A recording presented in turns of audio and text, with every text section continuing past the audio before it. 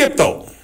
తాడేపల్లిలో కూర్చొని షర్మిలను కూడా తిట్టిస్తూ మమ్మల్ని అనరాని మాటలు అంటూ నువ్వు టైం పాస్ చేయటం కాదు, నువ్వు నిజంగా ప్రజలకి నువ్వు అవినీతి పరుడు కాదని చెప్పాలనుకుంటే లై డిటెక్టర్ పరీక్షకి రా. లై డిటెక్టర్ పరీక్ష చేయాలి. దాంట్లోనే జగన్మోహన్ రెడ్డి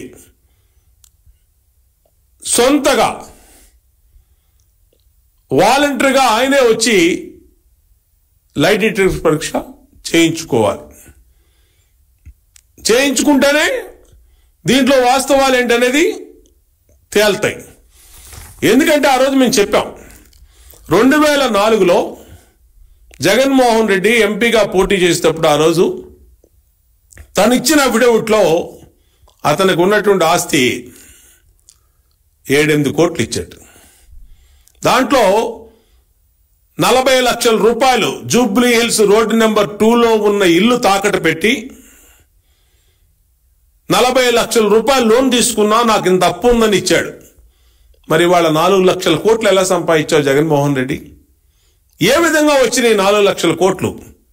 ఏ వ్యాపారంలో వచ్చినాయి?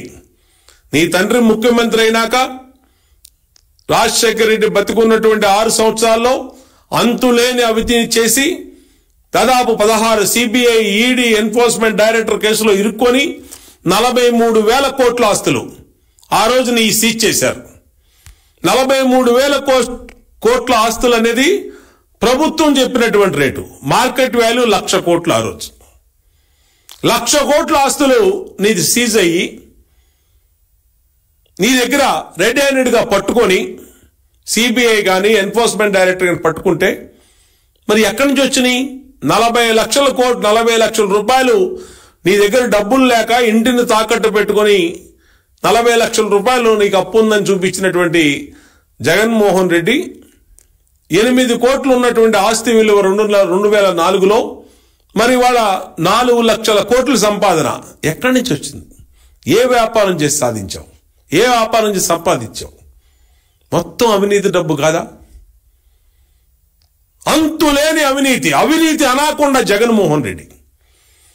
అవినీతి అనాకొండ జగన్మోహన్ రెడ్డి ఇష్టం వచ్చినట్టు తండ్రి ముఖ్యమంత్రిగా ఉన్నప్పుడు దోచేశాడు. తాను ఇప్పుడు 2019లో ముఖ్యమంత్రి అయినాక దోచేశాడు. మళ్ళీ నేను పెత్తందారును కాదు అంటాడు. 4 లక్షల కోట్లు సంపద ఉన్న పెత్తందారు జగన్మోహన్ రెడ్డి.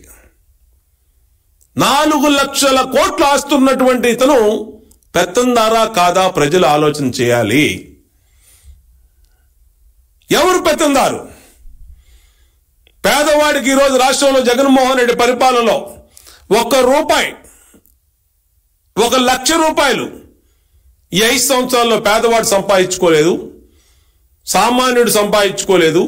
ఈ రాష్ట్రంలో ఉన్నవి పోగొట్టుకుని అప్పుల్లో దినదినగండం 100,000 ఆయుష్లాగా ప్రజలు ఉన్నారు సామాన్యులు.